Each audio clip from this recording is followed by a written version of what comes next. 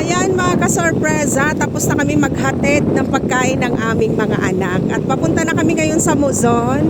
Papasilip ko lang sa inyo ang sabang ngayon. O diba, ayan. May Fortune Mall na tayo dito. May hypermarket na tayo sa Barangay Sabang Naik, Cavite.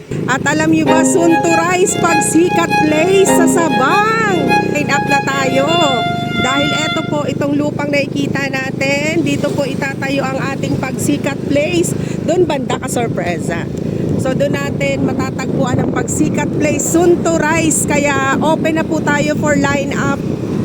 Papunta na kami ngayon ng Muzon, Naik, Cavite, at kikitain natin ngayon yung ating mga buyers. Pero ipapasyal ko muna kayo dito sa Sabang. Syempre, di ba? Pasyal ko kayo muna dito sa sorpresa. Nakikita natin si Pagsibol Southwest. Dito natin matatagpuan. Dati ka sorpresa, damuhan lang halos yan. Tapos eto namang natatanaw natin, si Pagsinag South.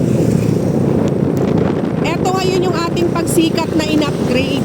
Dati si Pagsinag po yan. So eto po siya.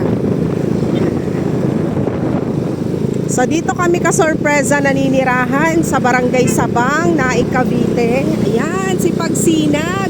Madami ako naging buyer dyan. Tapos may malapit po na school dito, si Ciudad Nuevo, elementary and high school.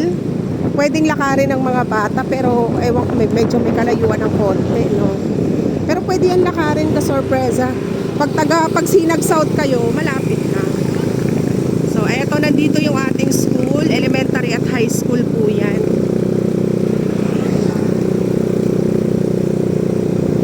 Yan. Ayan, no?